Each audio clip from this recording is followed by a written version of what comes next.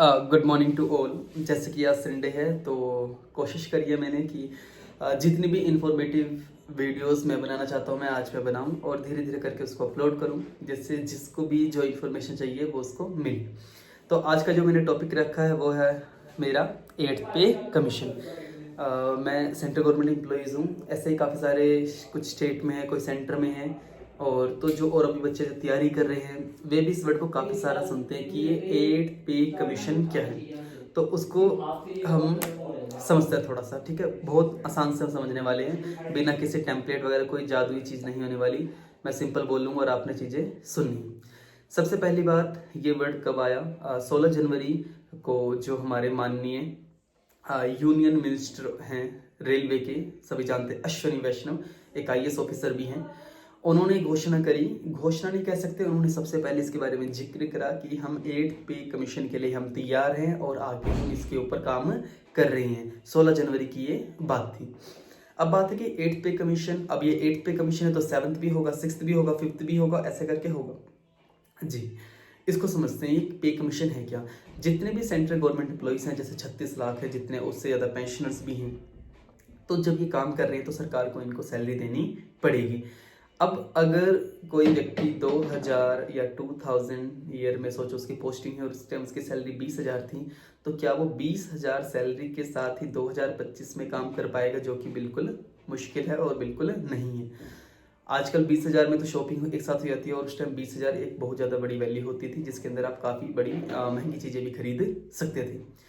तो इस चीज़ को बैलेंस करने के लिए, जैसे कि महंगाई बढ़ रही है, इन्फ्लेशन बढ़ रही है, तो जो सरकारी एम्प्लॉय सरकार के लिए काम कर रहा है, ये उसका दायित्व बनता है कि वे जो गवर्नमेंट है उसको उतना अमाउंट दे उसके काम के बदले का, जिससे वो अपने जीवन को अच्छे रूप से चला सकें।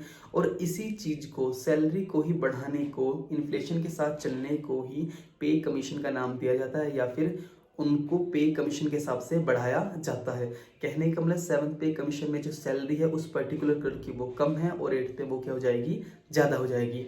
तो 8th पे कमीशन आप समझ गए, ये सैलरीज को इंक्रीज करने का एक कमीशन जो बैठता है, और वो एक फैक्टर डिसाइड करता है कि इतनी हमने इंक्रीज करनी है। हर 10 साल में ये आता है, फर्स्ट से स्टार्ट हुआ था और अब 8th आने को तैयार है। ये 2026 में इम्प्लीमेंट हो जाएगा। अगर होगा इम्प्लीमेंट 1 जनवरी 2026 से, बट अगर जून जुलाई में मिलेगा तो जितनी भी सैलरी जो 1 से लेके जून जुलाई तक थी वो भी हमें सारा पैसा इकट्ठा मिल जाएगा। उसे हम एरियर बोलते हैं। तो शायद आप समझ गए, ये चीज़ आपको लग गई है पता। अब बात करें कि गवर्नमेंट को इससे क्या फ़ायदे हैं, क्या नुकसान है। और जो गवर्नमेंट एम्प्लॉय उससे तो फ़ायदा ही है, सैलरी बढ़नी है, चाहे कुछ भी पड़े, पर बढ़ेगी तो है ही। अब बात करते हैं कि सैलरी किस तरह से बटी होती है। कि अगर कोई आपसे बोलते हैं सैलरी कितनी है, पर जब हम देखते हैं कि एग्ज़ाम्स में जब रिक्रूटमेंट आती है तो उसमें लिखा होता है जैसे 25,500 से लेके 81,000 है, तो आधे बच्चे सोचते हैं सैलरी 25,000 भी लेके 81,000। इसमें बहुत ज़्यादा फर्क है। सैलरी को हम 4-5 चीज़ों में डिवाइड कर सकते हैं। जैसे सैलरी कंप्लीट है, बट सबसे पहले उसमें बेसिक पे होती है। बेसिक पे अलग अलग है। 7th पे कमीशन की अगर हम बात करें तो लेवल 1 से लेकर लेवल 18 तक भी पोस्ट हैं। लेवल 1 जैसे एमटीएस वगैरह हैं, लेवल 2 थोड़ा और ऊपर होता है क्लरिकल लाइन में, लेवल 3, और जैसे पोस्टमैन वगैरह था लेवल 4 टीए हो गया, पीए हो गया। लेवल 5 में ऑडिटर आते हैं, लेवल 6 में इंस्पेक्टर आते हैं, लेवल 8 में डबल ईओ आते हैं, लेवल 10 में एसडीएम क्लास 1 ऑफिसर वगैरह आते हैं। तो ये चीज़ें हैं, तो सबकी अलग अलग एक बेसिक पे फिक्स है। बेसिक पे के ऊपर अलग अलग चीज़ें लगती हैं। जैसे सबसे पहले लगता है डीए। शायद कल की बात है, डीए 2% हाइक हुआ है गवर्नमेंट की तरफ से। तो डीए 2% हाइक हो गया। हाइक होने का मतलब खाली 2% नहीं, जो 53 था, 53 हमारा सेंटर में 53 + 2 55 हो गया। तो सबसे पहले बेसिक पे प्लस उसमें जुड़ता है डीए, तो बेसिक पे का 55% हमें एड ऑन होगा अलग से। फिर उसके बाद टीए मिलेगा, ट्रैवलिंग अलाउंस, वो भी एक परसेंटेज होता है बेसिक का कुछ। फिर उसके बाद एचआरए हो गया, होम हाउस रेंट अलाउंस, वो तो आप सब जानते हैं। भारत सरकार ने पूरे इंडिया को 3 तरह की सिटीज़ में डिवाइड करा हुआ है, एक्स वाई जेड। एक्स में मेट्रो सिटीज़ हैं महंगी महंगी, वाई में चंडीगढ़ जैसे हैं, जेड में जैसे शिमला है, या फिर जो छोटी सिटीज़ हैं, रूरल एरियाज हैं।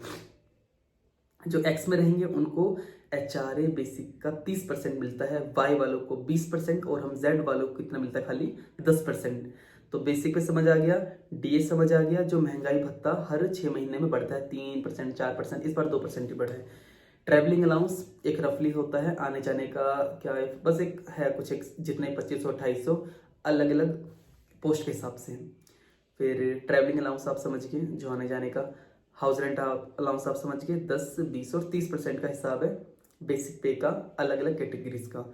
ये डन हो गया। इसके अलावा और एक दो डिडक्शन होती हैं, बट मेनली ये 3-4 चीज़ें ही होती हैं जिससे आपकी सैलरी बनती है। तो इसलिए बेसिक पे पूरी सैलरी नहीं होती, बेसिक के ऊपर हर चीज़ कैलकुलेट होती है। अब जब ये पे कमीशन आएगा तो होगा क्या, जो आपकी बेसिक पे है वो बढ़ जाएगी और डीए जो 55% है जो कि आगे 60 तक होगा वो सीधा 0 हो जाएगा। तो बेसिक बढ़ जाएगी, ये चीज़ आपने समझनी है सीधी ना। पर बच्चे क्या सोच रहे हैं कि जो बेसिक हमारी बढ़ेगी उसके ऊपर डीए होगा ये लगेगा, ऐसे तो सैलरी लाखों करोड़ों में पहुंच जाएगी। ये चीज़ नहीं होने वाली।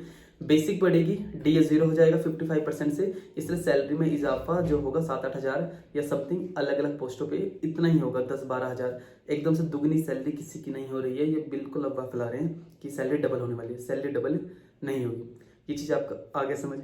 अब बात करते हैं गवर्नमेंट को इससे फ़ायदा क्या है, नुकसान क्या है। फ़ायदा क्या होता है, अगर जो एक सेंट्रल एम्प्लॉइज़ है, नॉर्मल सी बात है, वो इंडिया में रह के काम कर रहा है, अगर उसकी सैलरी 5, 6, 7 या 10 हज़ार ही बढ़ रही है तो उस खर्चे के साथ वो इन्वेस्टमेंट यहीं करेगा, उसको यहीं पे खर्चा करेगा और उससे क्या होता है जीडीपी में बूस्ट ही आता है। कंजप्शन वगैरह ज़्यादा बढ़ेगी तो गवर्नमेंट को ये लगता है कि इससे जीडीपी ग्रोथ में फ़ायदा ही होगा। अगर पुराने की बात करें, जो 7 पे कमीशन जब आया था तो उस टाइम जो मिनिमम बेसिक सैलरी थी वो 18,000 हो गई थी, जो कि एक एमटीएस की होती है, जो कि छठे वेतन में खाली कितनी थी, 6,000। तो एक्सपेक्टेड है कि जो बेसिक सैलरी मिनिमम लेवल 1 की हो जाए शायद वो 26-27 हज़ार हो सकती है। तो ये चीज़ आपने देखनी है कि बेसिक पे अलग है और सैलरी अलग है, किस किस तरह से कैलकुलेट करते हैं। तो wish you all the best जो भी सेंट्रल गवर्नमेंट एम्प्लॉइज़ है। 8 पे कमीशन के साथ सैलरी बढ़नी है, चाहे कुछ भी बढ़े, कुछ तो फ़ायदा होता ही है, क्योंकि जब आपकी बेसिक बढ़ती है तो बेसिक के ऊपर ही सब कुछ कैलकुलेट होता है और उसी से आपको फ़ायदा लॉन्ग टर्म में होने वाला है। इसमें पॉइंट बड़ा इंपॉर्टेंट है, फिटमेंट फैक्टर। फिटमेंट फैक्टर वो फैक्टर होता है एक जैसे 3.6 है कि महंगाई कितनी बढ़ रही है, इन्फ्लेशन कितनी है, WTI इंडेक्स कितना है, कंज्यूमर, ये मतलब इकोनॉमिक्स की टर्म है, उस हिसाब से सब चीज़ कैलकुलेट होती है। एक रिपोर्ट सबमिट होती है, पूरा साल उसमें लगता है और फिर दिया जाता है कि हम मिनिमम इतनी बेसिक करने वाले हैं और मैक्सिमम इतनी बेसिक रहने वाली है। तो फ़ायदा तो होगा ही चाहे कुछ भी हो, बट हर 10 साल बाद आता तो होना भी चाहिए। तो आज के लिए इतना ही, थैंक यू।